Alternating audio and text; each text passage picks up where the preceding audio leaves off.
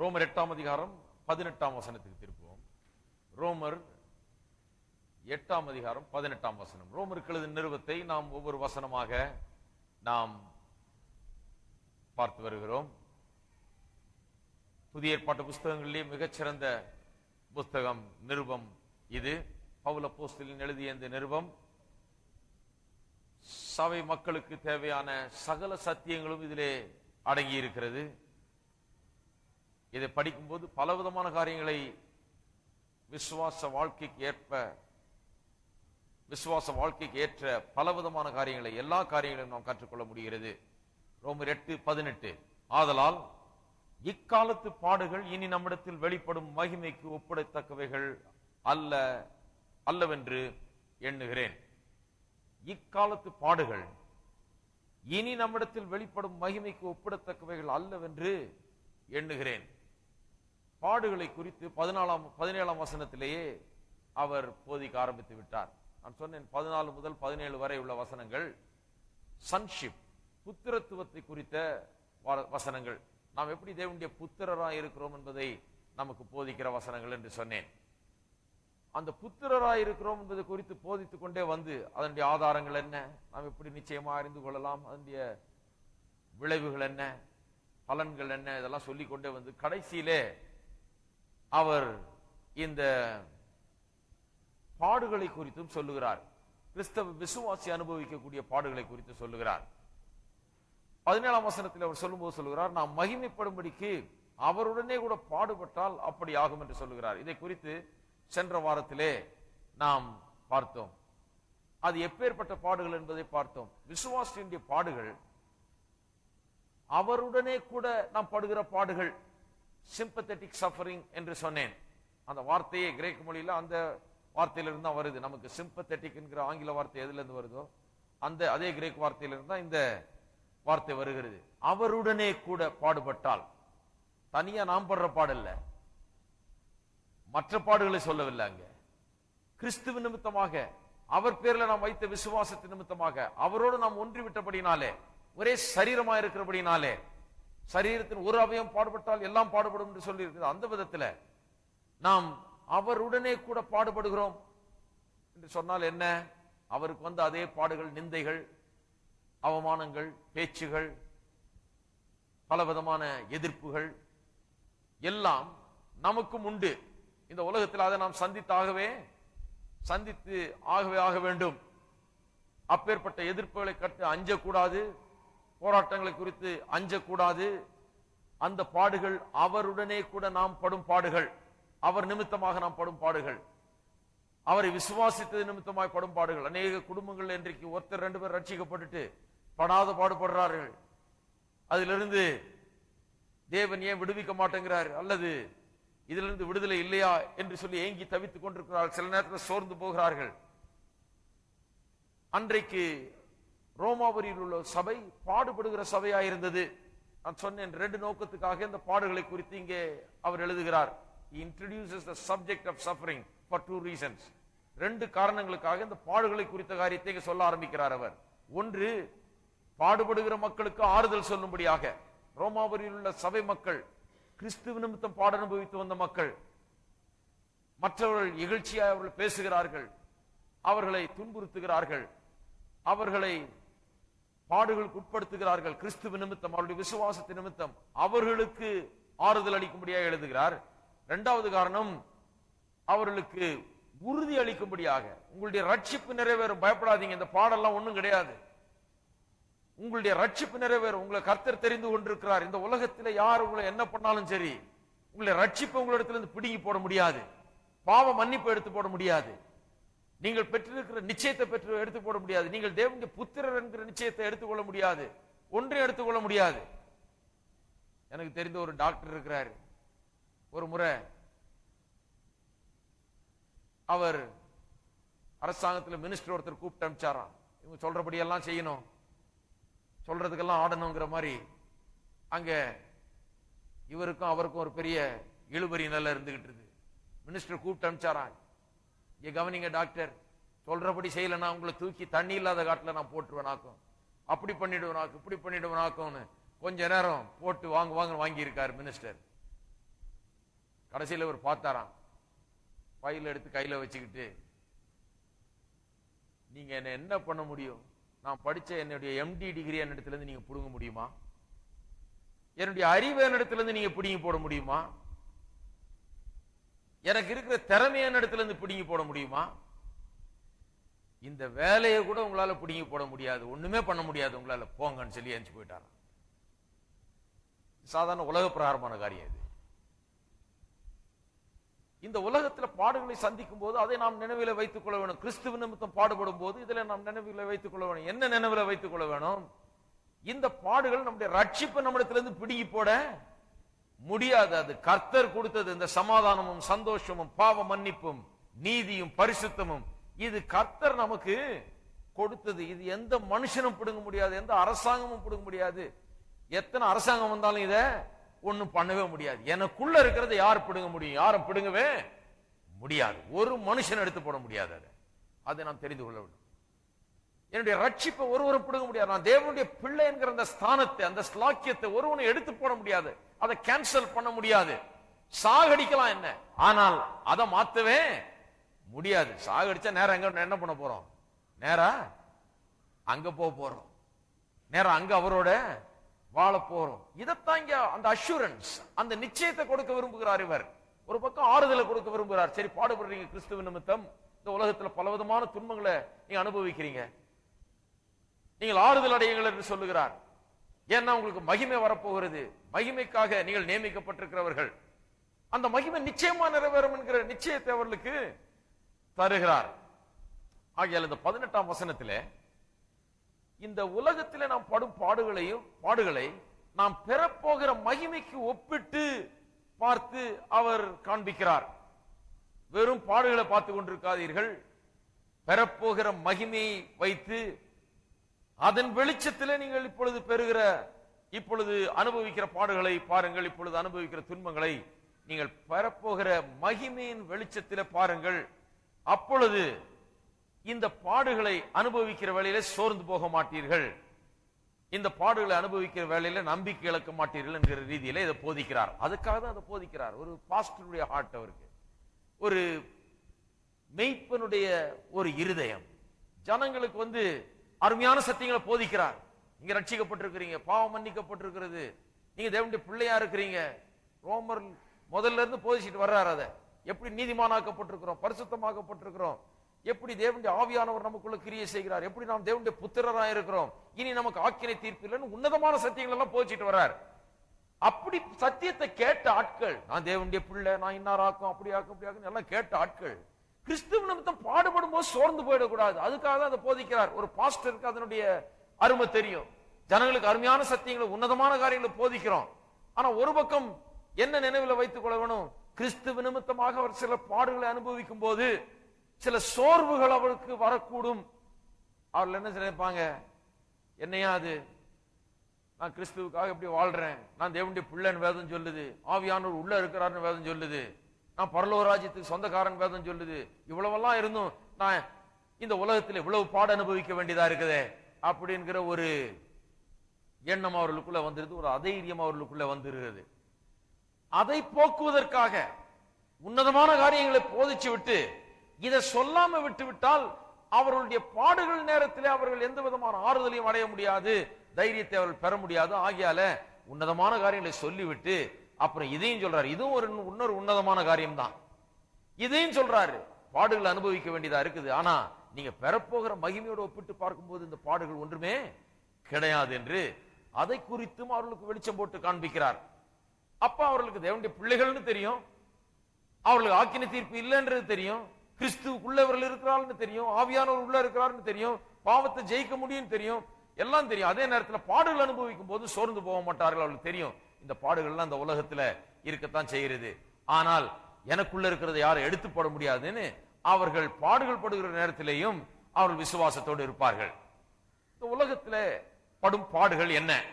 நான் அதான் போன வாரம் சொன்னேன், அவரோடு கூட படும் பாடுகள் என்று.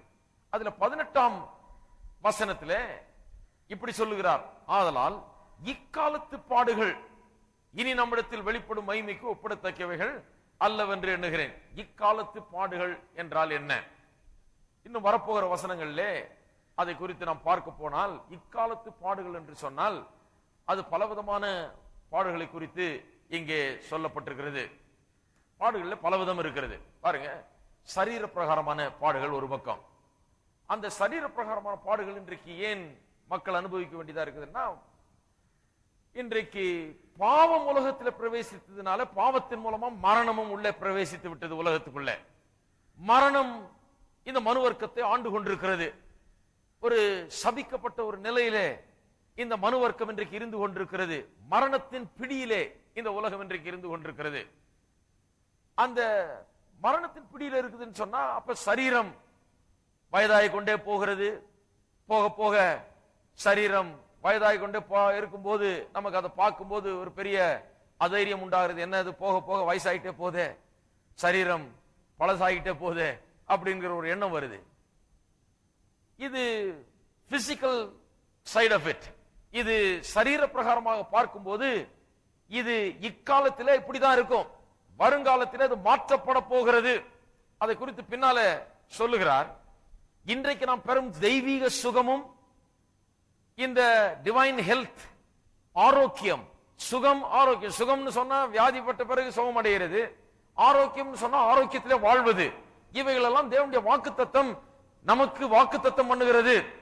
உன்னதமானவர் மறைவில் இருக்கிறவன், அவன் சர்வ வல்லவருடைய நிழலில் தங்குவான். அவனுக்கு இதெல்லாம் நடக்கும் சொல்லி இருக்குது.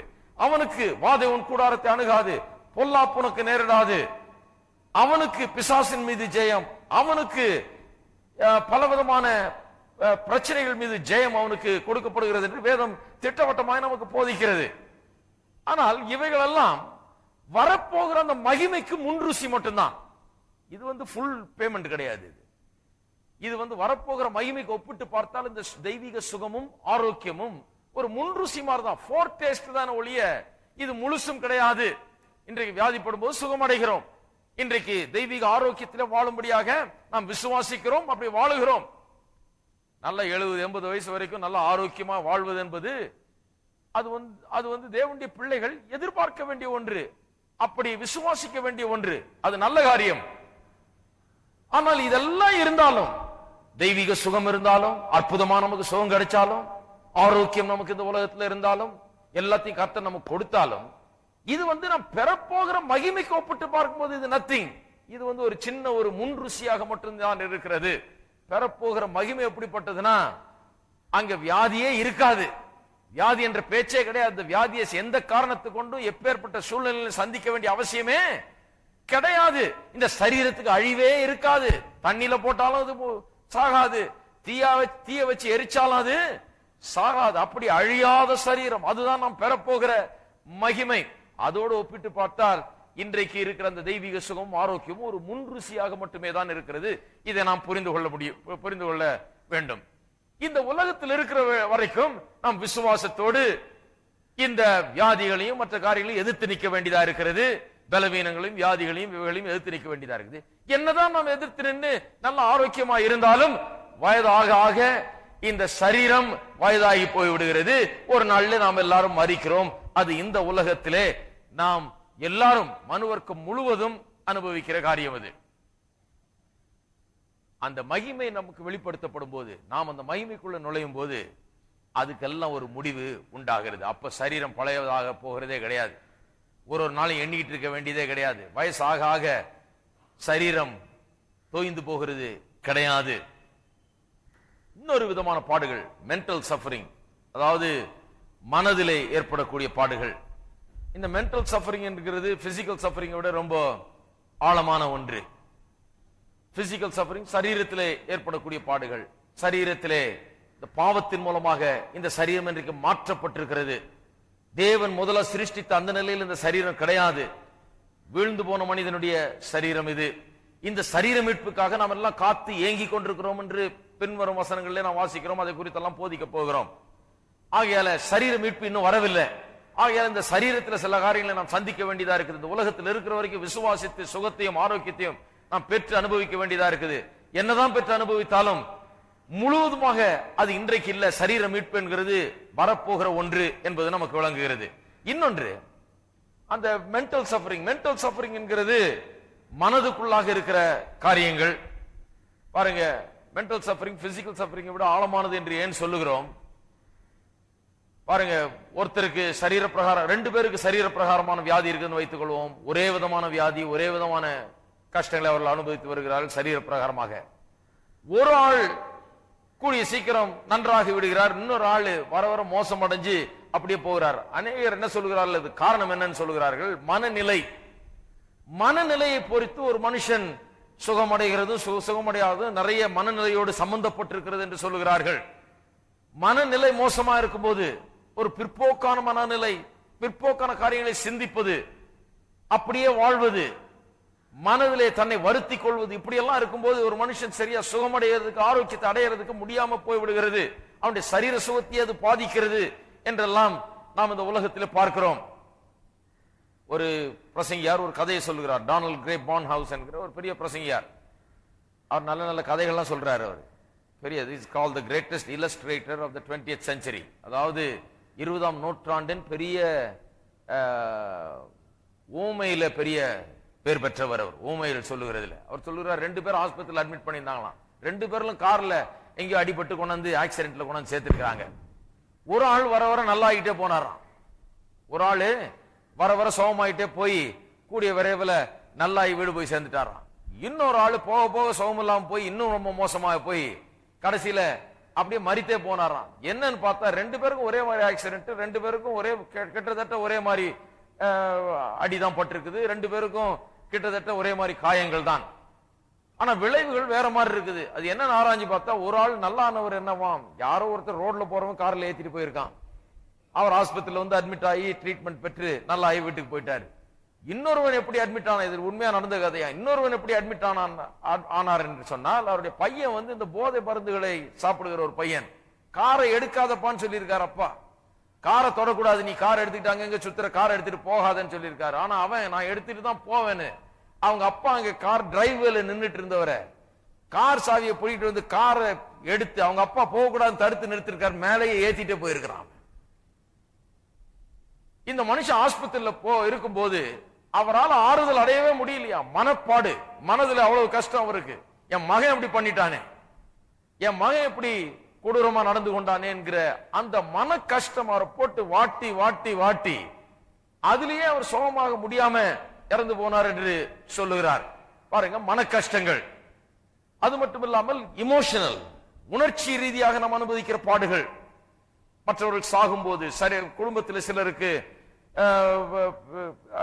மரணம் நேரிடும் போது, எல்லா குடும்பங்களிலும் நடக்கிற ஒன்றுதான். அப்படி நேரிடும் போது ஒரு தனிமையை உணர்கிறோம், ஒருவர் நம்ம விட்டு பிரிந்து போகிறதை உணர்கிறோம், துயரம் நம்ம வந்து அப்படியே ஆட்கொள்ளுகிறது, உள்ளத்திலே உணர்ச்சிகளிலே நாம் அதிகமாக பாதிக்கப்படுகிறோம். இப்படி பலவிதமான பாடுகள். அதன் பிறகு ஆவிக்குரிய பாடுகள். அதுதான் ஏற்கனவே நாம் சொல்லி வந்தோம். கிறிஸ்துவ நிமித்தமாக அவரோடு கூட நாம் இணைக்கப்பட்டிருக்கிறபடினாலே, அவருடைய நாமத்தை நாம் சுமக்கிறபடினாலே, கிறிஸ்தவர்களா இருக்கிறபடினாலே, கிறிஸ்தவ விசுவாசத்தை வைத்து ஜீவிக்கிறபடினாலே நாம் படும் பாடுகள். இப்படி பலவிதமான பாடுகள் இந்த உலகத்திலே இருக்கிறது. நான் ஏற்கனவே நல்லா சொல்லிட்டேன், இதெல்லாம் பலவிதமான பாடுகள் இருக்கிறது. இவைகள் மத்தியிலே எப்படி ஒரு கிறிஸ்தவன் நடந்து கொள்ள வேண்டும் என்கிற குறித்து தான் இங்கே அப்போஸ்தலனாகிய பவுல் போதிக்கிறார். இதெல்லாம் உலகத்தில் இருக்கிறது. சரீர பிரகாரமாக சில லிமிடேஷன்ஸ் இருக்கிறது, நமக்கு உணர்ச்சி ரீதியில சில பாதிப்புகள் இருக்கிறது. இவைகள் மத்தியிலே நாம் எப்படி நடந்து கொள்ள வேண்டும்? கிறிஸ்துவ நிமித்தமாய் நாம் பாடுபடும் போது கூட, அந்த ரோமாபுரியில் உள்ள மக்கள் கிறிஸ்துவ நிமித்தமாய் பாடுபட்ட போது அவர்கள் அடிக்கப்பட்டார்கள், நொறுக்கப்பட்டார்கள், மிருகங்களுக்கு இரையாக்கப்பட்டார்கள், இப்படி சரீரத்தில் துன்புறுத்தப்பட்டார்கள். சரீரத்தில் பாட அனுபவிக்க வேண்டியது, வேதனை அனுபவிக்க வேண்டியதா இருக்குது. அடிச்சா வேதனை தான். கொண்டு போய் ஜெயில போட்டா பவுல் அப்போஸ்தலன் அடிச்சாங்க, வலி இல்லாம இருந்தது அவருக்கு. வலி இருந்தது, சரீரத்தில் பாடுகள் அனுபவித்தார், வலியை அனுபவித்தார், வேதனை அனுபவித்தார். அடிச்சு நொறுக்குனாங்க, பாடுபட்டார்கள். இப்படி பாடுபடும் போது இப்படி சரீரத்திலையும் மனதிலே பாருங்க, கொண்டு போய் பேதுருவையும் யோவானையும் பயமுறுத்துறாங்க. இனிமே இயேசு நாமத்துல பிரசங்கம் பண்ணா கொன்னே போடுவோம், ஒண்ணு இனிமே பிரசங்கம் பண்ணக்கூடாது. எப்படிப்பட்ட ஒரு பயத்தை உண்டாக்குறாங்க பாருங்க, ஒரு திகில் அடைய வைக்கிறார்கள். மனதிலே பாடுகள், உணர்ச்சி ரீதியில பாடுகள். சபையார் எங்கும் சிதறடிக்கப்படுகிறார்கள். எருசலேம் சபையே சிதறடிக்கப்பட்டு ஆயிரக்கணக்கான மக்கள் சபையில் இல்லாதபடி, அப்போஸ்தலரை தவிர மீதி பேரெல்லாம் சபையை விட்டு போயிடுறாங்க, வேற ஒரு ஊருக்கு சிதறடிக்கப்படுகிறார்கள். எப்பேற்பட்ட பாடுகள் பாருங்க. குடும்பத்தை விட்டு, வீட்டை விட்டு, வேலையை விட்டு, தங்களுடைய சமுதாயத்தை விட்டு ஓடி போக வேண்டியதா இருக்குது. கிறிஸ்தவர்களா இருக்கிறபடினாலே சிதறடிக்கப்பட்டார்கள் என்று வாசிக்கிறோம் எருசலேம் சபையில. எப்பேற்பட்ட பாடுகள், மன ரீதியில, உணர்ச்சியில, எல்லாவற்றிலும் அவர்கள் கிறிஸ்துவ நிமித்தமாய் பாடு அனுபவித்தார்கள். அப்படி அனுபவிக்கும் போது எப்படி நடந்து கொள்ள வேண்டும் என்பதை குறித்து இந்த வசனங்கள் பல காரியங்களை நமக்கு போதிக்கிறது. முதலாவது இந்த வசனங்களை வாசித்து பார்த்தால், இந்த 18ஆம் வசனத்தையும் அதற்கு பிறகு வர வசனத்தையும் வாசித்து பார்த்தால், முதலாவதாக விசுவாசி இப்படி கிறிஸ்துவ நிமித்தமாய் பாட அனுபவிக்கும் போது அந்த பாடுகளை குறித்து ஆச்சரியப்படக்கூடாது. He must not be surprised by these sufferings. அன்றைய நாட்களிலே சில விசுவாசிகள், என்ன இது இயேசுவை விசுவாசிச்சேன், இயேசு விட்டு வந்தா இப்படி இருக்குன்னு நினைச்சேன், கடைசியில வந்து இயேசு நிமித்தமா பாடுபட வேண்டியதா இருக்குது, இயேசுவை விசுவாசிக்கிறது நிமித்தமா நம்ம அடிக்கிறாங்க, இயேசுவை விசுவாசிக்கிறது நிமித்தமா நம்ம துரத்துறாங்க, இயேசுவை விசுவாசிக்கிறது நிமித்தமாக இந்த உலகத்திலே இவ்வளவு கஷ்டங்களை அனுபவிக்க வேண்டியதா இருக்கிறதுன்னு சொல்லி அதை குறித்து விசுவாசிகள் ஆச்சரியப்பட்டார்களாம் அந்த காலத்துல. என்ன இது விசுவாசிச்சாலும் சரியா போயிடும் அப்படின்னு யோசிச்சோம். பாருங்க, கிறிஸ்து வந்தப்பவே அவர்களுக்கு ஒரு தவறான எண்ணம் யூதர்கள் மத்தியிலேயே. மேசியா வந்தார்னா அவர் என்ன பண்ணுவார், அவர் பாடுபடுவார்ங்கிறத அவர்கள் விசுவாசிக்க முடியவில்லை. அவர் வந்தா அரசாள போகிறார், இந்த ரோமாபுரியின் இந்த சாம்ராஜ்யத்தை எல்லாம் ஒண்ணுமில்லாமாக்குவார், அவர் அந்த ராஜாவை எதிர்த்து போராடுவார், இவர் ராஜாவாவார். அப்ப யூத மக்கள்லாம் நம்ம முன்னுக்கு வந்துடலாம், நம்ம எல்லாம் ராஜாக்களுடைய பிள்ளைகளா இருக்க போறோம், நம்ம எல்லாம் ஒரு பெரிய ஸ்பெஷல் இனமா இருக்க போறோம், நமக்கெல்லாம் பெரிய ஸ்லாக்கியங்கள்லாம் கொடுக்கப்பட போது இவர் ராஜாவா போறாரு பாரு, 5 அப்பத்தை கொண்டு 5000 பேரை போஷிக்கிறாரு, இவ்வளவு பெரிய அற்புதம் செய்யற ஒரு ராஜா வந்தா எப்படி இருக்கும், அப்படிதான் யோசித்தாங்களுடைய இவர் படப்போற பாடுகளை குறித்து யோசிக்கவில்லை. ஆகியால் தான் பேதுரு கொண்டு கடிந்து கொள்கிறான் இயேசுவே, ஐயோ இதெல்லாம் பேசக்கூடாது, நீர் இது உமக்கு நடக்க கூடாது அப்படின்னு சொல்லி கடிந்து கொள்கிறான். பாடுபட வேணும் கிறிஸ்துங்கிறத அவன் விசுவாசிக்க முடியவில்லை. அது போலவே விசுவாசிகள் மத்தியில் ஒரு தவறான எண்ணம் இருந்து வந்தது.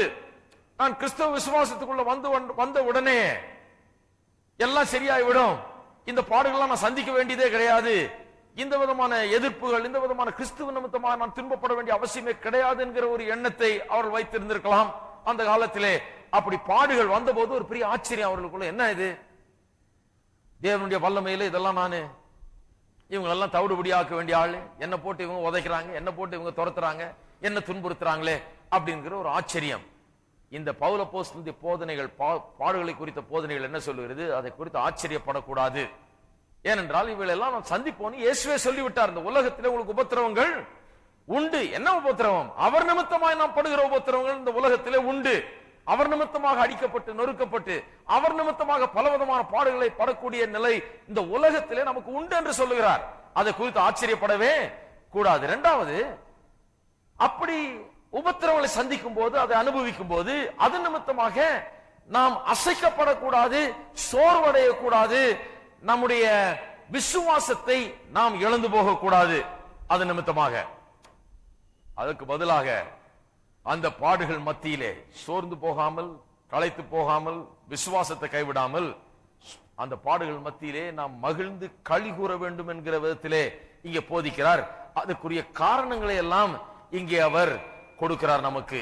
என்னென்ன காரணத்துக்காக நாம் அப்படி செய்ய வேண்டும் என்று அதெல்லாம் நாம் பின்னால வரும்போது நாம் அதை பார்க்க போகிறோம். சங்கீதக்காரன் பாருங்க, அப்படி ஒரு எண்ணம் அவனுக்கு ஒரு ஆச்சரியம்.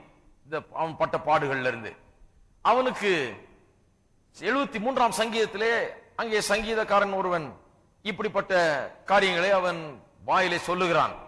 வாழ்வை காண்கையில் 3ஆம் வசனம், வீம்புக்காரராகி அவர்கள் மேல் பொறாமை கொண்டேன் சொல்லுகிறான். நான் இவ்வளவு நல்ல ஒழுங்கா ஆண்டவருக்காக வாழ்ந்துட்டு இருக்கிறேன், ஆனா எனக்கு பாடுகள் தான் வருது, எனக்கு உபத்திரவம் தான், எனக்கு கஷ்டம் தான் வருது, எனக்கு பலவிதமான போராட்டங்களை சந்திக்க வேண்டியதா இருக்குது, எதிர்ப்புகளை சந்திக்க வேண்டியதா இருக்கு, துன்புறுத்தப்படுகிறதுனால. ஆனா துன்மார்க்கர் வாழ்ந்து கொண்டிருக்கிறான். அவனுக்கு முடிவு, அவன் துன்மார்க்கனுடைய வாழ்க்கை பெரிய ஆசீர்வாதமான வாழ்க்கை போல இருக்குது, அவன் நிம்மதியா இருக்கிறது போல இருக்கிறது, நான் தான் இங்க இது நிமித்தமா பாடுபட வேண்டியதா இருக்கிறது என்கிற ரீதியிலே அந்த சங்கீதம் முழுவதுமாக அவன் அப்படி பேசுகிறான் என்பதை பார்க்கிறோம். அதை நீங்கள் வாசித்து பார்த்துக் கொள்ளலாம். அவன் சொல்லுகிறான், I have cleansed my heart in vain. நான் என்னுடைய இருதயத்தை சுத்தம் பண்ணினதெல்லாம் வீண். இவ்வளவு சுத்தமான வாழ்க்கையை நான் ஒழுங்கா வாழ்ற ஆண்டவருக்கு பிரியமா, இதெல்லாம் வீண், இதெல்லாம் என்ன பிரயோஜனம் என்று சொல்லி அவன் நொந்து கொள்ளுகிறான். அங்கே அநேக கிறிஸ்தவ மக்கள் அன்றைக்கு அப்படி இருக்கிறார்கள். நான் கிறிஸ்தவ வாழ்க்கை வாழ்ந்த என்ன, இதனால பாருங்க எவ்வளவு போராட்டம், எவ்வளவு துன்புறுத்தல், எங்க வீட்டுல உதைக்கிறாங்க, அடிக்கிறாங்க, நான் இயேசுவை பின்பற்றுறேன், நான் ஜெபம் பண்றேன், வேதத்தை வாசிக்கிறேன், கர்த்தருக்காக வாழ்றேன், ஆனா இவ்வளவு பாடுகளை நான் அனுபவிக்க வேண்டியதா இருக்கிறதே என்று அவர்கள் சொல்லுகிறார்கள். இங்கே பவுல் அப்போஸ்தலன் அவர்களுக்கு ஆறுதல் உண்டாகும்படியாக தான் இங்கே எழுதுகிறார். சொல்லுகிறார், முதல்ல ஆச்சரியப்படக்கூடாது, இரண்டாவது அப்படிப்பட்ட சூழ்நிலையில நம்பிக்கை இழந்து விடக்கூடாது, மூன்றாவது அப்பேற்பட்ட சூழ்நிலையிலே நாம் தேவனுடைய அன்பை குறித்து சந்தேகிக்க கூடாது. ஒருபோதும் என்ன நடந்தாலும் தேவன் அன்பா இருக்கிறார், நம் மீது அன்பு கூறுகிறார் என்ற அந்த காரியத்தில் நாம் உறுதியா இருக்க வேண்டும். அவருடைய அன்பை நாம் சந்தேகிக்க கூடாது. நான்காவது அவருடைய வல்லமையும் நாம் சந்தேகிக்க கூடாது. அநேக கிறிஸ்தவ மக்கள் இன்றைக்கு எப்படி நினைத்துக் கொண்டிருக்கிறார்கள், கர்த்தருக்கு அவ்வளவு வல்லமை இருந்தால், அவர் சர்வ வல்லமை உள்ளவராக இருந்தால் என்னுடைய பிரச்சனை குறித்து அவர் ஏன் ஏதாவது ஒன்று செய்யக்கூடாது, என்னுடைய இந்த துன்புறுத்துதலை குறித்து அவர் ஏதாவது ஏன் செய்யக்கூடாது, அவருடைய கரம் ஏன் நீட்டப்படவில்லை, ஏன் கர்த்தர் ஒன்றும் செய்யவில்லை என்று சொல்லி அப்படியாக அவர்கள் நொந்து கொள்ளுகிறார்கள். அப்படியாக அவர்கள் நம்பிக்கை இழக்கிறார்கள். பிசாசு வேற வந்து அந்த நடுவில் பூந்துகிட்டு என்ன பண்றான், சொல்லுகிறான், பாரு கர்த்தருக்கு ஒண்ணு வல்லமை இல்லாம இருக்கணும், இல்ல வல்லமை இருந்து அவர் அதை உபயோகப்படுத்தாம இருக்கணும். அப்புறம் இன்னொன்னு கொண்டு வருகிறான், ஐந்தாவது காரியத்தை.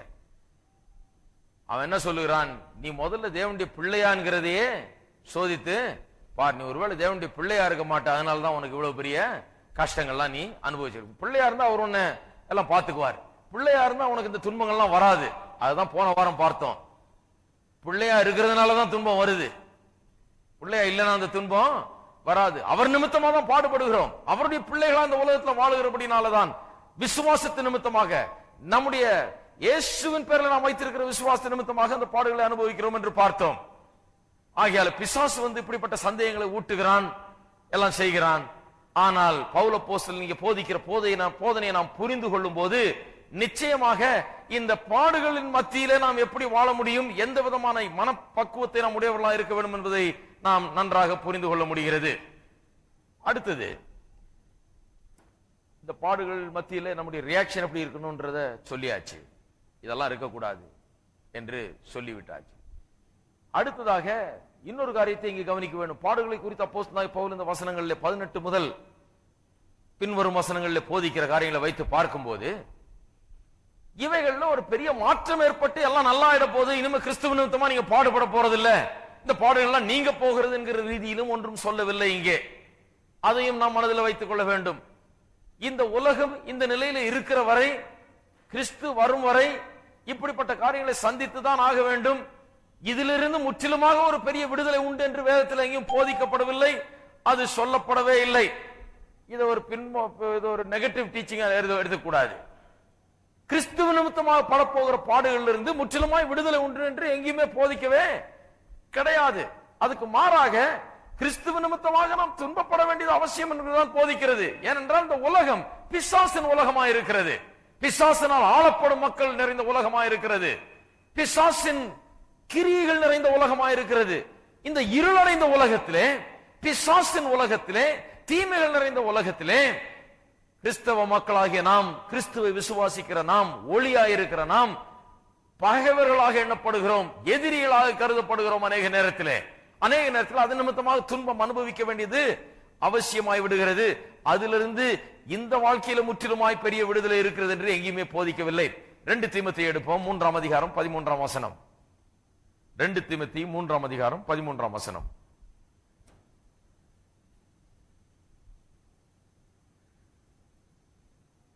பொல்லாதவர்களும் எத்தருளுமானவர்கள் மோசம் போக்குகிறவர்களாகவும் மோசம் போகிறவர்களாகவும் இருந்து மேன்மேலும் கேடுள்ளவர்கள் ஆவார்கள்.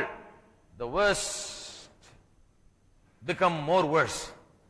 கேடுள்ளவர்கள் இன்னும் மேல் மேலும் கேடுள்ளவர்கள் ஆவார்கள் என்று சொல்லப்பட்டிருக்கிறது. 3ஆம் அதிகாரம் 2 தீமோத்தேயு 3ஆம் அதிகாரம் 1 முதல் 4 வசனங்கள்.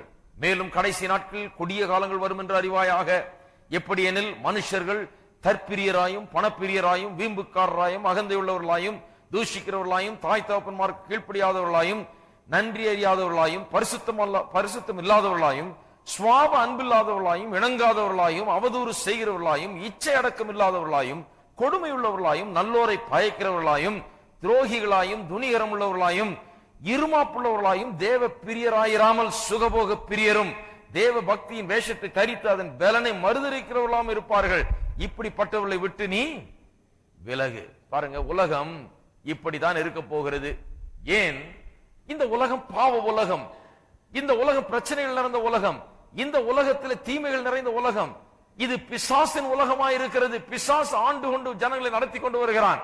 இதுல கிறிஸ்துவின் பேரில் இருக்கிற விசுவாசத்தின் நிமித்தமாக நாம் பாட அனுபவிக்கிறது அது இல்லாம போயிடும். அதுக்கு முடிவு உண்டு என்று எங்கேயுமே வேதம் போதிக்கவில்லை. இன்னும் கேட்டால் இப்படிப்பட்ட காரியங்கள் இன்னும் பெருகிக் கொண்டேதான் போகிறது என்று வேதம் போதிக்கிறது. அன்றைய காலத்திலே ரோமாபுரியில் உள்ள மக்கள் அதை கண்ணார கண்டார்கள். அதை ரொம்ப அதிகமாக அனுபவித்தவர்கள். அரசாங்கத்திலிருந்தும் மற்றும் பலவிதமான இடங்களில் இருந்தும் அவர்கள் துன்புறுத்தப்பட்டார்கள். கிறிஸ்துவ நிமித்தமாக சொல்லன்னா பாடுகளை அவர்கள் அனுபவித்தார்கள். அடுத்த காரியம், இந்த பாடுகளிலே இந்த இக்காலத்து பாடுகள், கிறிஸ்துவ நிமித்தமாய் நாம் படுகிற பாடுகள், அவைகளை மாற்றும்படியாக நாம் எல்லாரும் சேர்ந்து ஒன்னா சேர்ந்து நம்ம எதிர்க்கிறவர்களை நாம் எதிர்த்து நம்ம எதிர்க்கிறவர்களை ஒண்ணு இல்லாமக்கிறதுக்கு நாம் எல்லாம் ஒன்றாக கூடி ஏதாவது ஒரு பெரிய முயற்சி எடுக்க வேண்டும் என்றும் இங்க போதிக்கவில்லை அப்போஸ்தலனாகிய பவுல். அதெல்லாம் போதிக்கிறதுனா இங்க போதிச்சிருக்கணும். ஏன்னா அவருடைய பாடுகளை பற்றி பேசுறார். கிறிஸ்தவ மக்கள் விசுவாசிகள் கிறிஸ்துவ நிமித்தமா படுற பாடை பற்றி பேசியிருக்கிறார். பேசும்போது என்ன சொல்லியிருக்கணும்? உங்களை பாடாப்படுத்துறாங்க அந்த ஊர்ல, எல்லாம் ஒன்னா சேர்ந்து ஒரு சங்கம் போடுங்க, சங்கம் போட்டு கொடி பிடிங்க, போய் ஒரு போராட்டம் நடத்துங்க, உண்ணாவிரதம் இருங்க, சாகுமுறை உண்ணாவிரதம், இப்படி பல விதமான காரியங்களை பண்ணுங்க, எதிர்த்து போராடுங்க, எதிர்த்து போராடி ஜெயத்தை பெறுங்க, ஒரு 1000 பேர் கூடி வந்தீங்கன்னா அதாவது நடக்கும். சொல்லவே இல்லை. பாடுகளை பற்றி எழுதுகிறார்கள். துன்புறுத்தப்படுகிறார்கள், கஷ்டப்படுறாங்க. அன்றைய காலத்துல அவர்களுக்கு எழுதும் போது அப்படி ஏதாவது செய்ய வேண்டும் என்றால் சொல்லி இருக்கலாம் அப்போஸ்தலனாகிய பவுல். அதெல்லாம் ஒண்ணுமே சொல்லவே கிடையாது. அப்படி சொல்லவே கிடையாது. அவர் என்ன சொல்றாரு? இந்த பாடுகள் மத்தியில ஒரு காரியத்தை நினைவில் வைத்துக் கொள்ளுங்கள். இக்காலத்து பாடுகள் வரப்போகிற மகிமைக்கு ஒப்பிட்டு பார்க்கும்போது ஒன்றுமே இல்லை. ஆகையால பவுல் அப்போஸ்தலனுடைய போதனைகள் என்ன என்று பார்ப்போம். இந்த பாடுகள் மத்தியிலே எப்படி வாழ வேண்டும், அதை எப்படி அணுக வேண்டும், எப்படி அதை பார்க்க வேண்டும், எந்த கண்ணோட்டத்தோடு அதை நாம் புரிந்து கொள்ள வேண்டும், எப்படி இதன் மத்தியில வாழ வேண்டும் என்று அப்போஸ்தலனாகிய பவுல் என்ன போதிக்கிறார் என்பதை நாம் சற்று பார்க்க வேண்டும். என்ன போதிக்கிறார் அப்போஸ்தலனாகிய பவுல்? இங்க போதிக்கிற காரியம் உலகத்திலே எந்த மதமும் மார்க்கமும் போதிக்காத ஒரு காரியம், பாடுகளை குறித்து. அவர் என்ன சொல்லுகிறார்? இக்காலத்து பாடுகள் வரும் மகிமைக்கு, இனி வரும் மகிமைக்கு ஒப்பிட முடியாது. ஒப்பிட்டு பார்த்தால் அது எங்கேயோ இருக்குது, இது எங்கேயோ இருக்குது, ஒப்பிடத்தக்கவைகள் அல்ல என்று எண்ணுகிறேன் என்று சொல்லுகிறார். பாருங்க, இந்த உலகத்தில் பலவிதமான மெத்தட்ஸ் இருக்குது. இந்த பாடுகளை எப்படி அப்ரோச் பண்றது என்று, எப்படி அணுகுகிறது என்று. ஸ்டாயிசிசம் என்கிற ஒரு தத்துவம் இயேசுவின் காலத்திலே, பவுல் அப்போஸ்தலன் காலத்திலே மிகவும் பிரபலமாயிருந்தது. ஸ்டாயிக்ஸ் என்று அந்த தத்துவத்தை பின்பற்றுவர்களை அழைப்பார்கள். அவர்களுடைய தத்துவம் என்ன? பல்ல கடிச்சுக்கிட்டு அப்படியே பொறுத்துக்கோ, எப்படா இந்த உலகம் முடியும், எப்பதான் இதெல்லாம் தீரும்னு சொல்லி பல்ல நல்லா கடிச்சுக்கிட்டு இந்த பிரச்சனையெல்லாம் எப்படியாவது சகிச்சுக்கோ போ, அவ்வளவுதான். அதுதான் அந்த தத்துவம். அதுதான், பல்ல கடிச்சுக்கிட்டு சகிச்சுக்கோ. Bite your teeth and grin. பல்ல நல்லா கடிச்சுக்கிட்டு எதுவுமே நடக்காது போல ஒரு புன் சிரிப்பை முன்னால வச்சுக்கிட்டு அப்படியே பாடுபட்டுக்கிட்டு போ பேசாம அப்படிங்கிறது அவர்களுடைய தத்துவம். இன்னும் பலவிதமான மதங்கள் இருக்கிறது, அவர்களும் அதை தான் போதிக்கிறார்கள். இந்து மதம் மற்ற பல விதமான மதங்கள்ல பார்த்தீங்கன்னா அப்படிப்பட்ட போதனைகள் தான் இருக்கு. அவங்க என்ன சொல்றாங்க? சரி, இந்த உலகமே இப்படிதான், இந்த உலகத்தின் காரியங்களே இப்படிதான், ஆகையால இந்த உலகத்தை விட்டு நம்ம தூர தூரம் போயிடணும், எப்படியாவது சந்நியாசம் போயிடணும், அந்த மாதிரி ஏதாவது போனோம், போய் இதை விட்டு விலகி போனாதான் இதுல இருந்து நிம்மதி அப்படிங்கிற ஒரு காரியத்தை இவர்கள் போதிக்கிறார்கள். இன்னும் சிலர் அவங்க ஃபேட்டலிஸ்ட் என்று சொன்னா தலைவிதி, அவ்வளவுதான். அவங்க என்ன சொல்றாங்க? if this bomb has your name on it, you will get it for sure, don't worry about it ன்றாங்க. அவன் என்ன சொல்றான்? பாம் போடுறானா அதுல உன் பேர் எழுதியிருக்கான்னு பாத்துக்கோ, உன் பேர் எழுதியிருந்தா அதை பற்றி ஒரி பண்ணி ஒன்னும் பிரயோஜனம் கிடையாது, வந்து தலைமையில விழ போகுது, அது இப்படி பண்ண போகுது, அதை பற்றி ஒரி பண்ணி என்ன பிரயோஜனம், பேசாம அதை ஏற்றுக்கொள்ள வேண்டியதுதான். இப்படி எல்லாம் போதிக்கிறவர்கள் இருக்கிறார்கள் இந்த உலகத்துல. அதுக்கப்புறம் கல்ட்ஸ் இருக்குது, பல விதமான தவறான போதனையில போதிக்கிற ஆட்கள் இருக்கிறாங்க. அவங்க என்ன சொல்றாங்க?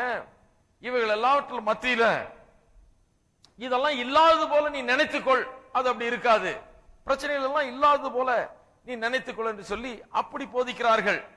இதெல்லாம் உலகத்தில் இருக்கிற பலவிதமான போதனைகள், ஸ்டாயிக்ஸ் ஒரு பக்கம் அவர்கள் ஒரு தத்துவத்தை போதிக்கிறார்கள், மதங்கள் ஒரு பக்கம் அவர்கள் ஒரு தத்துவத்தை போதிக்கிறார்கள் இந்த பாடுகளை குறித்து. ஏன்னா பாடுகளை குறித்து அவர்களுக்கு என்ன சொல்றதுன்னு தெரியல, எப்படி இதை கையாளுகிறது என்று தெரியவில்லை. எல்லாரும் ஆளுக்கு ஒண்ணு சொல்றாங்க. பவுல் அப்போஸ்தலனுடைய போதனை, வேத வசனத்தின் அடிப்படையில் அவர் கொடுக்கிற போதனை அற்புதமான ஒன்று. வேறு யாரும் கொடுக்காத அளவுக்கு அவர் இந்த போதனையை கொடுக்கிறார். அவர் என்ன சொல்லுகிறார்? எண்ணுகிறேன் என்கிற வார்த்தையை கவனித்து பார்க்க வேண்டும். ஆங்கிலத்தில் ரொம்ப அருமையா வந்திருக்குது. For I reckon that the sufferings of this present time அப்படி சொல்லுகிறார். அதாவது நான் ரெக்கன் சொன்னா, எண்ணுகிறேன் சொன்னா அவருடைய அபிப்பிராயத்தை சொல்லவில்லை. எல்லாம் கூட்டி கழிச்சு கிறிஸ்துவனுடைய காரியங்கள் எல்லாவற்றையும் சேர்த்து பார்க்கும்போது தேவனுக்கு அடுத்த உபதேசங்கள் அனைத்தையும் நான் அறிந்து அதை கூட்டி கழித்து பார்க்கும்போது எனக்கு ஒன்று வழங்குகிறது என்று சொல்லுகிறார். இக்காலத்து பாடுகள் ஒன்றுமே கிடையாது, வரப்போகிற மகிமையோடு ஒப்பிட்டு பார்த்தால் அவைகள் ஒன்றுமே கிடையாது என்று அவ்வாறாக அவர் சொல்லுகிறார். அவர் என்ன சொல்லுகிறார்? எண்ணுகிறேன் சொன்ன அபிப்பிராயத்தை சொல்லல, இந்த முடிவுக்கு நான் வந்திருக்கிறேன், இந்த உறுதியான முடிவுக்கு வந்திருக்கிறேன். அது என்ன முடிவு? இந்த காலத்து பாடுகள் வரப்போகிற மகிமைக்கு ஒப்பானது அல்ல. அந்த வரப்போகிற மகிமையை எண்ணி பார்க்கும்போது இந்த பாடுகளை சகிக்கிறது என்பது ஒரு சாதாரண காரியம், அது ஒன்றுமே கிடையாது என்கிற ரீதியிலே அவ்வாறாக போதிக்கிறார். இந்த பவுல் போதிக்கிற காரியங்கள் விசுவாசிகளுக்கு மட்டும்தான். பாருங்க, சொல்லுகிறார், இனி நம்மிடத்தில் வெளிப்படும் மகிமை, நம்மிடத்தில் வெளிப்படும் மகிமை. விசுவாசிகளை குறித்து பேசுகிறார். இதுல பாருங்க, அவிசுவாசிக்கு எந்த ஆறுதலும் கிடையாது, அவிசுவாசிக்கு எதிர்பார்க்கிறதுக்கு ஒண்ணுமே கிடையாது, அவனுக்கு நம்பிக்கையே கிடையாது, அவனுக்கு வரப்போகிற நல்ல காரியம் ஒன்றுமே கிடையாது. அவிசுவாசியை பார்த்து பயப்படாதப்பா, இக்காலத்து பாடுகள் இனி நம்மிடத்தில் வெளிப்பட போகும் மகிமைக்கு ஒப்பானதல்ல சொல்ல முடியாது. அவனை பார்த்து என்ன சொல்லணும்? இக்காலத்து பாடுகள் ஒண்ணும் இல்லை, இனி உனக்கு வரப்போற பாடுகள் இதுக்கு மேல பயங்கரமான பாடுகள் தான் உனக்கு வரப்போகிறது. நரகம் கேள்விப்பட்டியா? அந்த நரகத்தில் கொஞ்சத்தை அனுபவிச்சுட்டு இருக்கிற, இன்னும் வரப்போகிறது இன்னும் ஏராளம். திருந்து சீக்கிரம், வரப்போகிற கோபாக்கின ஏராளம். இக்காலத்து பாடுகள் இனி வரப்போகிற மகிமைக்கு ஒப்பானதல்ல அவனை பார்த்து சொல்ல முடியாது. அவனை பார்த்து என்ன சொல்லணும்? இக்காலத்து பாடுகள் வரப்போகிற உன்னுடைய பாடுகளுக்கு முன்ருசியா இருக்குது. பெரிய பாடு உனக்கு வரப்போகிறது, பெரிய நரகம் உனக்காக காத்து கொண்டிருக்கிறது. இதுல தப்பு, இதுல இருந்து விலகி ஓடிப்போ, இயேசுவினிடத்துல வா, இந்த நரகத்தை விட்டு நீ தப்ப வேண்டும் என்று சொல்லி அப்படி நாம் அவிசுவாசிக்கு போதிக்கிறோம். அவனுக்கு ஆறுதலே கிடையாது. இங்க அப்போஸ்தலன் பவுல் சொல்லுகிறது அவிசுவாசிகளுக்கு அல்ல, this is for believers only. இது பிலீவர்ஸ் only வசனம், இது விசுவாசிகளுக்கு மட்டும்தான். அவங்களுக்கு சொல்றாரு, இக்காலத்து பாடுகள் இனி வரப்போகும் மகிமைக்கு ஒப்பானது அல்ல. விசுவாசிகள் நம்பிக்கை நிறைந்தவர்கள், அவர்களுக்கு மட்டும்தான் இந்த உலகத்தில் ஆறுதல் இருக்குது. அவிசுவாசிக்கு கிடையவே கிடையாதுங்கிறார். அவிசுவாசிக்கு ஆறுதல் சொல்றதுக்கு எதுவுமே கிடையாது, அவிசுவாசிக்கு ஒண்ணுமே கிடையாது. அவிசுவாசி கர்த்தரிடத்தில் வந்தால்தான் அவனுக்கு ஆறுதல், கர்த்தரிடத்தில் வந்தாதான் அவனுக்கு பாதுகாப்பு, கர்த்தரிடத்தில் வந்தாதான் இனி வரப்போகிற மகிமை. அவனுக்கு ஒன்றுமே கிடையாது, அவனுக்கு ஆறுதல் சொல்றதுக்கு நம்ம இடத்துல ஒண்ணுமே கிடையாது. அவர் விசுவாசிகளை பார்த்து சொல்லுகிறார், இக்காலத்து பாடுகள் இனி வரப்போகிற மகிமைக்கு ஒப்பானது கிடையாது என்று. பாருங்க, நியூயார்க் பட்டணத்தில் ஒரு பிரசங்கியார் போதித்துக் கொண்டே இருக்கிறாராம். தெருக்கல்ல போதித்துக் கொண்டே இருக்கும்போது நரகத்தை பற்றி ரொம்ப தீவிரமா போதிச்சிட்டு இருக்கிறார். தெருவில் எல்லாம் பிரசங்கம் பண்ணும்போது கொஞ்சம் அவசர அவசரமா பிரசங்கம் பண்ண வேண்டியதா இருக்குது. அவங்க பாட்டுக்கு ரொம்ப பிஸியா போயிட்டு இருக்கிறாங்க. இவன் கவனத்தை இழுக்கிறதுக்கு இந்த மாதிரி ஏதாவது பண்ணணும், அப்பதான் அவன் கவனத்தை இழுக்கலாம். கோயில்ல நின்று பிரசங்கம் பண்ற மாதிரி பண்ண முடியாது. அங்க போன தாட் போட்டு அவர் எடுத்து நரகத்தை பிடிச்சி அதுல அக்கினியும் அதனுடைய அழுகையும் அதனுடைய பற்கடிப்பையும் குறித்து பிரசங்கம் பண்ணிட்டு இருக்காராம். அங்க போறவங்க எல்லாம் கொஞ்சம் நின்று பார்த்திருக்கிறாங்க.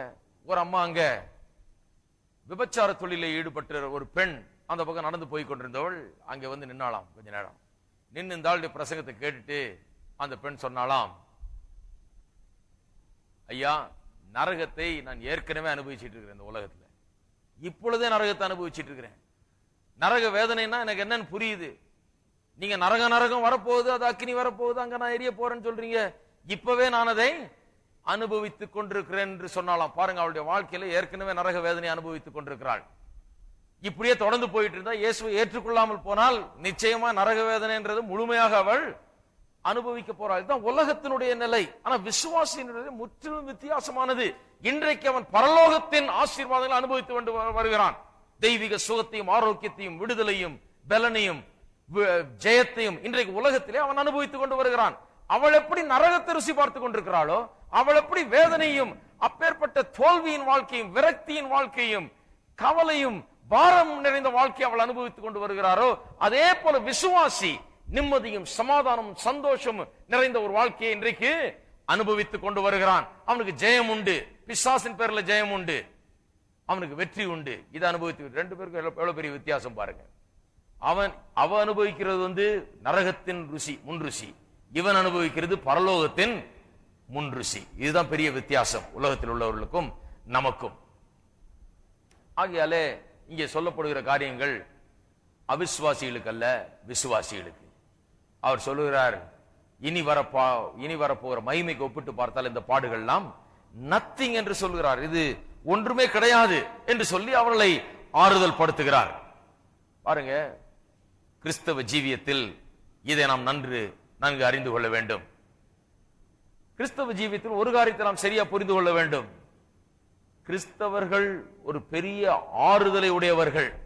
அவர்களுக்கு எப்பேற்பட்ட சூழ்நிலையிலும் ஒரு பெரிய ஆறுதல் காத்துக் கொண்டிருக்கிறது. எப்பேற்பட்ட இக்கட்டான சூழ்நிலையில கூட அவர்கள் நம்பிக்கையுடையவர்கள். ஏதோ பல்ல கடிச்சிட்டு சகிச்சுக்கோ அவ்வளவுதான், அப்படி கிடையாது. நமக்கு வரப்போகிற மகிமையை நினைத்து பார்த்து கொண்டிருக்கிறவர்கள், அதன் மேல கண்ணை வைத்துக் கொண்டிருக்கிறவர்கள், அதை பார்த்து அதை புரிந்து கொண்டிருக்கிறபடினாலே இது ஒண்ணுமில்லை என்று நினைக்கிறவர்கள். அவர்கள் பல்ல கடிச்சு சகிச்சு கொண்டில்ல, மகிமையை பார்த்து கொண்டிருக்கிறதுனால, வரப்போகிற பரலோகத்தை பார்த்து கொண்டிருக்கிறபடினால, வரப்போகிற அந்த சரீர மீட்புக்காக அவர்கள் காத்துக் கொண்டிருக்கிறதுனால இதெல்லாம் நத்திங் என்கிறது போல அவர்களுக்கு தோன்றுகிறது. அதுதான் கிறிஸ்தவனுடைய ஆறுதலும் தேறுதலும் பலனும் ஜீவனும்.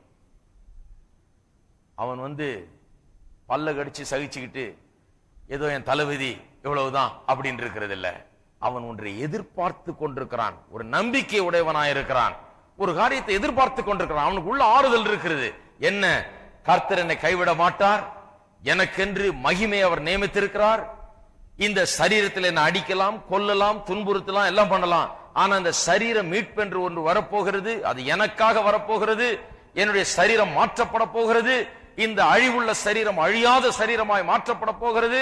இனி அந்த பாடுகளை நான் அனுபவிக்க போகிறது கிடையாது. அந்த சரீர மீட்பு எனக்கென்றே வைக்கப்பட்டிருக்கிறது. அந்த மகிமைக்குள்ள நான் பிரவேசிக்க போகிறேன்.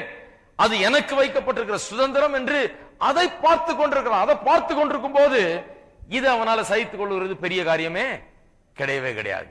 ஆகையால் தான் பாருங்க, அன்றைக்கு மரித்தவர்கள், கிறிஸ்துவ நிமித்தம் மரித்தவர்கள், கிறிஸ்துவுக்காக பாடுபட்டு அன்றைக்கு மிருகங்களுக்கு இரையாக்கப்பட்டு அடிச்சு கொல்லப்பட்டவர்கள், வெட்டப்பட்டவர்கள், தலை துண்டிக்கப்பட்டவர்கள், இப்படியெல்லாம் சாகடிக்கப்பட்டிருக்கிறார்கள். அவர்கள் சாகும்போது கூட இயேசுவை துதித்துக் கொண்டு, இயேசுவின் நாமத்தை அறிக்கை செய்து கொண்டு, இயேசுவின் பேரில் உள்ள விசுவாசத்தை நல்ல சத்தமா சொல்லி அவர்கள் செத்தார்களாம். ஏன்? பயம் என்கிறது கொஞ்சமே இல்ல. பல்ல கடிச்சிட்டு அவங்க சாகல. பல்ல கடிச்சு சரி செய்து சீக்கிரம் வெட்டிடு முடியட்டும் அப்படின்னு சொல்லல. அவர்கள் பாசிட்டிவா இருக்காங்க. அந்த நேரத்தில் அவர்கள் ஒரு பெரிய தைரியம், ஒரு பெரிய மகிழ்ச்சி, ஒரு பெரிய சமாதானம் அவர்கள் ஆட்கொள்ளுகிறது. என்ன நடந்தாலும் சரி, என்னிடத்தில் இருக்கிற ஒன்றை இவர்கள் எடுத்து போடவே முடியாது. அதை குறித்து தான் அப்போஸ்தலனாகிய பவுல் ரோமர் 8ஆம் அதிகாரம் கடைசியில சொல்லுகிறார். நாம் வாசிப்போம், அதை வாசித்து முடிப்போம். 35ஆம் வசனம் முதல்.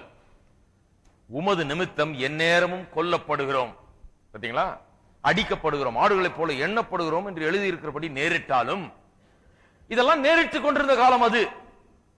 அந்த அளவுக்கு இன்றைக்கு நேரிடல. ஆனா நாம் எல்லாருமே ஒரு சில விதத்திலே கிறிஸ்துவ நிமித்தமாக சில பாடுகளை சந்திக்க தான் வேண்டியதா இருக்கிறது இல்லையா?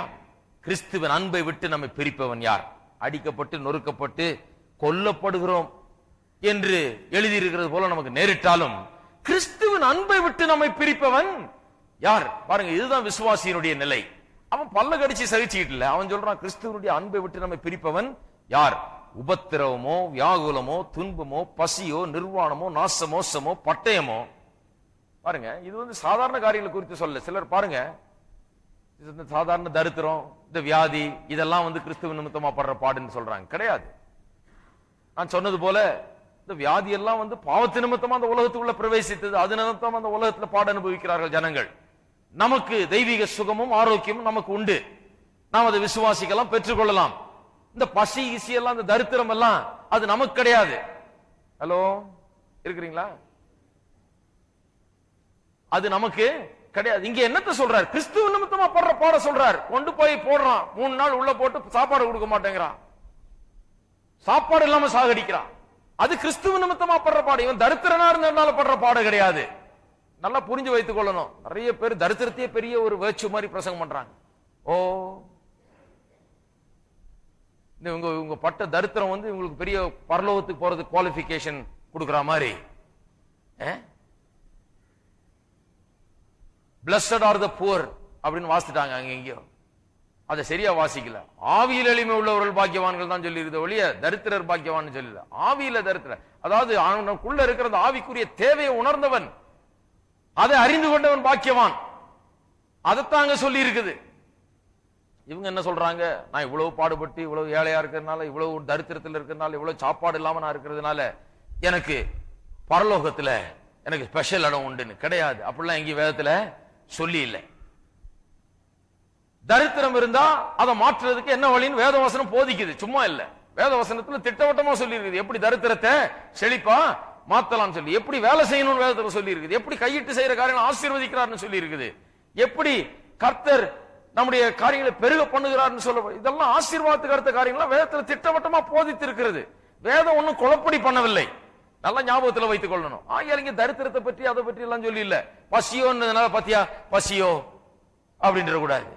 பசியோன்னா கிறிஸ்துவ நிமித்தமா படுற பாடுகள், அடிக்கப்படுகிறாங்க, கொல்லப்படுறாங்க, துன்புறுத்தப்படுறாங்க, ஆடுகளை போல கொல்லப்படுறாங்க. பசி வந்து அது நிமித்தமா வர்றது. சாப்பாடு கொடுக்காம வச்சு சாகடிக்கிறாங்க. பசியோ நிர்வாணமோ நாசமோ, நிர்வாணமோ சட்டை இல்லாம இருக்கிறது அப்படின்னு நினைச்சுக்கிறதா? கிடையாது. சட்ட துணி இல்லாம இருக்கிறதுனால பெரிய ஆசீர்வாதம் கிடையாது.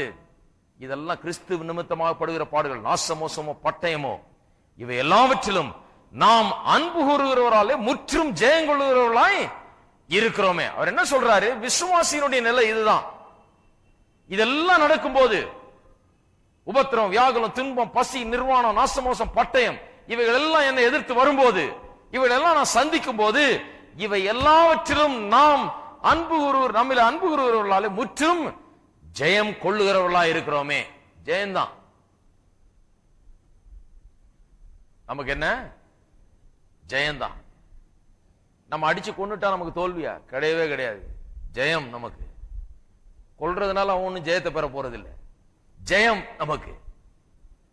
நம்ம பசியா போட்டு நம்ம நிர்வாணமாக்கி நம்ம துன்புறுத்தி நம்ம வியாகுலப்படுத்தி நம்ம கஷ்டப்படுத்தி எல்லாம் பண்ண போதும் நமக்கு ஜெயம்தான், நமக்கு தோல்வியே கிடையாது. ஏன்னா நமக்கு மகிமை வைக்கப்பட்டிருக்கிறது. அந்த மகிமையோடு ஒப்பிட்டு பார்க்கும் போது இதெல்லாம் நத்திங். நாம் பெறப்போகிற மகிமை அப்பேற்பட்ட மகிமை, அது நமக்காகவே. அதைத்தான் சொல்றாரு இங்க, ஜெயங்குளூர்களா இருக்கிறோமே. அப்புறம் பாருங்க இன்னும் 38, மரணமானாலும் ஜீவனானாலும் தேவதூதர்களானாலும் அதிகாரங்களானாலும் வல்லமைகளானாலும் நிகழ்காரியங்களானாலும் வருங்காரியங்களானாலும் உயர்வானாலும் தாழ்வானாலும் வேற எந்த சிருஷ்டியானாலும் நம்முடைய கர்த்தராகிய கிறிஸ்து இயேசுவில் உள்ள தேவனுடைய அன்பை விட்டு நம்மை பிரிக்க மாட்டாதென்று நிச்சயித்திருக்கிறேன். பாருங்க, பிசாசு வந்து இப்படிப்பட்ட காரியங்கள் நமக்குள்ள போடுறான். என்ன சொல்லுறான் பாரு, உனக்கு இவ்வளவு பாடுபடுற, இவ்வளவு கஷ்டப்படுற, ஏன்னா கிறிஸ்துவ நிமித்தமா நீ கஷ்டப்படுற.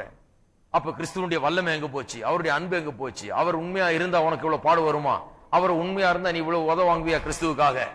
அவர் உண்மையா இருந்தா இவ்வளவு கஷ்டம் உனக்கு நேரிடுமா? இதெல்லாம் வந்து போதிக்கிறான் பாருங்க பிசாசானவன். அவனை பார்த்து என்ன சொல்லணும்? என்ன வந்தாலும் சரி, மரணம், ஜீவன், தூதர்கள், அதிகாரங்கள், வல்லமைகள், நிகழ்காரியங்கள், வருங்காரியங்கள், உயர்வு, தாழ்வு, வேற எந்த சிருஷ்டியானாலும் நம்மை கிறிஸ்துவனுடைய அன்பிலிருந்து பிரிப்பவன் யார்? யாரும் பிரிக்கவே முடியாது. அதுக்கெல்லாம் பார்த்தா நடக்கவே நடக்காது. இன்னைக்கு பாருங்க, ஊழியம் செய்யும் போது கூட அநேகர் இதை புரிந்து கொள்ளுகிறது இல்லை. முதல் கஷ்டம் வந்த உடனே ஓடி வந்துடுறாங்க. ஐயா அங்க ரொம்ப கஷ்டமா இருக்குது, அங்க ஒண்ணும் செய்ய முடியாதியா. எனக்கு ஞாபகம் இருக்குது, எங்க அப்பா ஊழியர் ஆரம்பிச்சப்ப ஒரு வீட்டுல வச்சு மேல நடத்திட்டு இருந்தோம். கீழே கம்யூனிஸ்ட் தலைவர் குடி இருக்கிறார், நாங்க மேல மீட்டிங் நடத்துறோம். நடக்கும் போது உள்ள கல்லு மண்ணு எல்லாம் வந்து விழும். டம டம டம டமன்னு அடிதான். இங்க பாட்டு பாடிட்டு இருக்கணும், அங்கிருந்து வந்து தலை மேல விழும் எல்லாம். இங்க 2 பேர் அங்க போய் அதை அந்த ஆள்கிட்ட பேசிட்டு இருப்பாங்க, தயார் பண்ணிட்டு இருப்பாங்க. இங்க மீட்டிங் பாட்டு நடந்துட்டு இருக்கு. இதுக்கு நடுவில் தான் பிரசங்கமும் நடந்துட்டு இருக்கு. இப்படிதான்.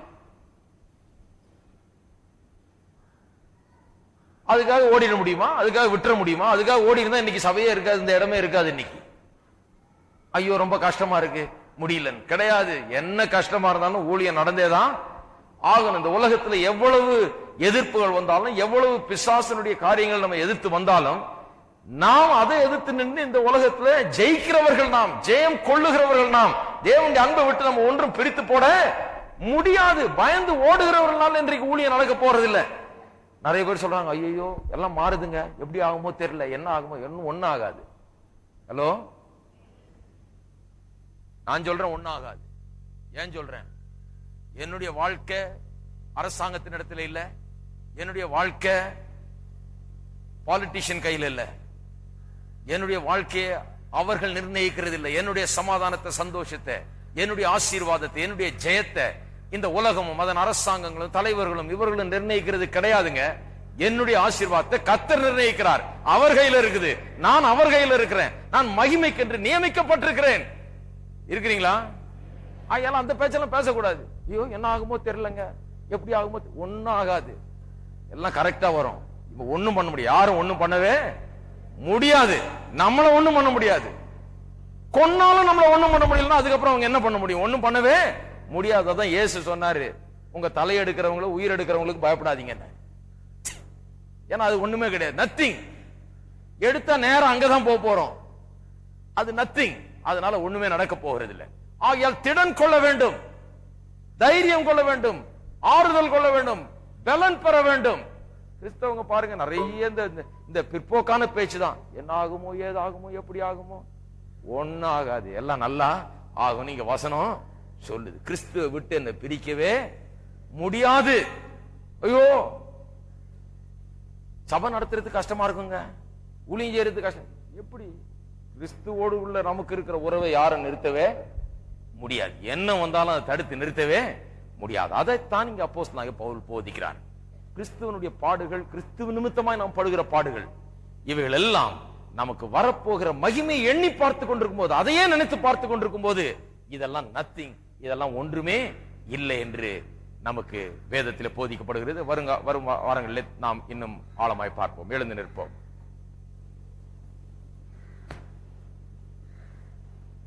இது கரெக்டா நல்ல நேரத்தில் வந்திருக்குது.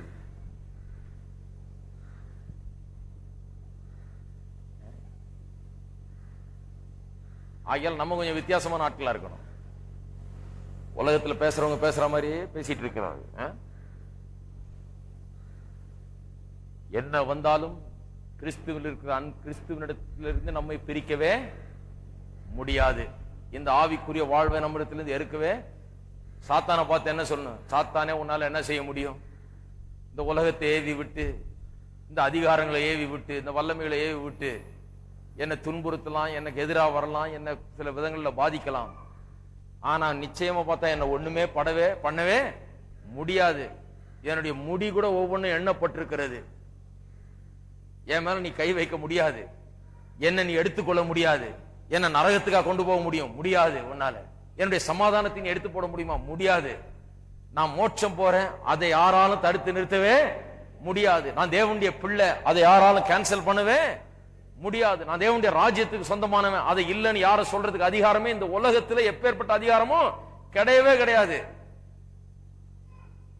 பைபிளை பிடிங்கலாம், ஆனா எனக்கு உள்ள இருக்கிற வார்த்தையை பிடுங்கவே முடியாது. சபையை இழுத்து மூடலாம், ஆனா எனக்குள்ள இருக்கிற கிறிஸ்துவை தடுத்து நிறுத்தவே முடியாது. எனக்குள்ள இருக்கிற ஜீவனை பிடுங்கவே முடியாது. என்னுடைய உள்ளத்தின் கதவுகளை அடைக்கவே முடியாது. இருக்கிறீங்களா? கையில உயர்த்தி நாம் கர்த்தரை துதிப்போம். ஹல்லேலூயா. நம்முடைய மகிமைக்காக, அந்த மகிமையை எண்ணி நாம் கர்த்தரை துதிப்போம். ஸ்தோத்திரம். ஹல்லேலூயா. உமக்கு ஸ்தோத்திரம், ஸ்தோத்திரம், ஸ்தோத்திரம், ஸ்தோத்திரம். தேவனே உம்மை துதிக்கிறோம், ஸ்தோத்தரிக்கிறோம், உம்மை துதிக்கிறோம் கர்த்தாவே. ஸ்தோத்திரம், ஸ்தோத்திரம், ஸ்தோத்திரம். ஹல்லேலூயா. கண்களை அதுல வைங்க, மகிமையில. கண்களை நாம் எதற்கு சொந்தமானவர்கள்ங்கிறதுல வைங்க, இந்த பிரச்சனைகள் அல்ல. கண்களை அதுல வைங்க. ஸ்தோத்திரம், ஸ்தோத்திரம் கர்த்தாவே, உமக்கு ஸ்தோத்திரம். வீடுகளில் துன்பப்படுகிறவர்கள், கிறிஸ்துவ நிமித்தமாக குடும்பங்களில் துன்பத்தை அனுபவிக்கிறவர்கள், பாட அனுபவிக்கிறவர்கள், கிறிஸ்துவ நிமித்தமாக பலவிதமான இகழ்ச்சியும் துன்பத்தையும் அன்றாடம் அனுபவித்து வருகிறவர்கள், உங்களுடைய கண்களை மகிமையின் மீது வையுங்கள். உங்களுக்காக மகிமை காத்துக் கொண்டிருக்கு. எந்த மனுஷனும் எந்த சக்தி இந்த உலகத்தில் அதை எடுத்து போடவே முடியாது. உங்களிடத்திலிருந்து உங்களுடைய சமாதானம் தெய்வீக சமாதானம், அதை யாரும் பிடுங்கி போட முடியாது. ஸ்தோத்திரம். அதிலே தைரியம் கொள்ளுங்கள். பிசாசை விரட்டி அடியுங்கள். அதைரியத்தையும் அவநம்பிக்கை உண்டாக்குகிற பிசாசுக்கு சொல்லுங்கள், உங்களுக்கு என்ன இருக்கிறது, அதை யாரும் எடுத்து போட முடியாது என்பதை அவனுக்கு நீங்கள் சொல்ல வேண்டும். ஸ்தோத்திரம். அன்பின் பிதாவே, கர்த்தராகிய இயேசுவின் நாமத்தில் மண்டில வருகிறோம். இந்த காலை வேளையில உம்மை துதிக்கிறோம் கர்த்தாவே. விசேஷமான ஒரு நம்பிக்கை எங்களுக்கு நீர் தந்திருக்கிறபடியால் உமக்கு ஸ்தோத்திரம். இந்த உலகத்திலே நிமித்தமாய் நாங்கள் படக்கூடிய பாடுகள் இவைகள் பரலோகத்திலே நாங்கள் பெறப்போகிற மகிமை, இனி வரப்போகிற மகிமையோடு ஒப்பிட்டு பார்க்கும்போது ஒன்றுமே இல்லை. அந்த மகிமைக்காக நாங்கள் உம்மை ஸ்தோத்தரிக்கிறோம். இந்த உலகத்தில் ஏற்படுகிற உபத்திரவங்கள், துன்பங்கள், வியாகுலங்கள், பசி, நிர்வாணம் இவைகள் எல்லாம் எங்களை ஒருபோதும் கிறிஸ்துவின் அன்பை விட்டு பிரிக்கவே முடியாது. நாங்கள் தேவனுடைய ராஜ்யத்துக்கு சொந்தமானவர்கள், தேவனுடைய பிள்ளைகள், தேவனுடைய ஒளியின் பிள்ளைகளாய் நாங்கள் இருக்கிறோம்.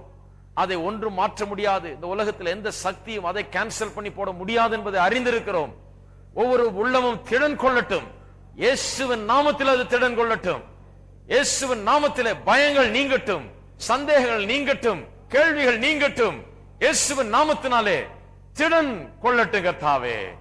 ஓ உமக்கு ஸ்தோத்திரம். வார்த்தை உள்ளத்தை பலப்படுத்தட்டும்.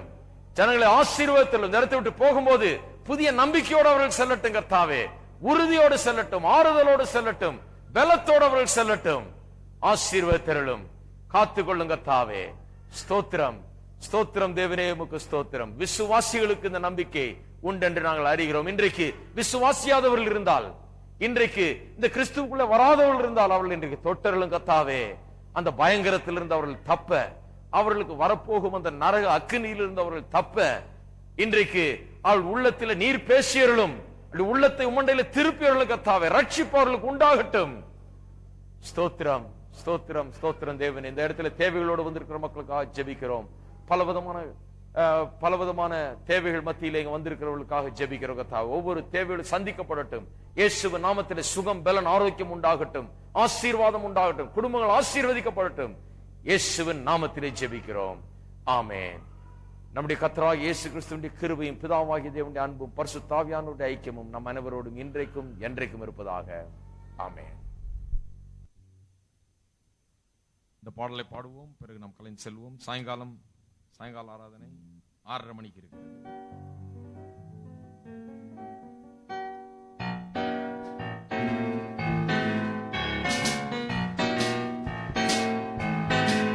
கர்த்தருண்டு எங்கெங்கும் என்ற உணர்வு இன்றெங்கும், உயிர் தெழுதலின் வல்லமை ஆசைவாடுதே இவ்வேளை. கிறிஸ்தேசு மகிமை பாடவே, கிறிஸ்து இயேசு மகிமை பாடவே. கர்த்தர் ஆசீர்வதிப்பார். கர்த்தருண்டு எங்கெங்கும் என்ற உணர்வு இன்றெங்கும், உயிர் தெழுதலின் வல்லமை ஆசைவாடுதே இவ்வேளை. கிறிஸ்தேசு மகிமை பாடவே, கிறிஸ்து இயேசு மகிமை பாடவே.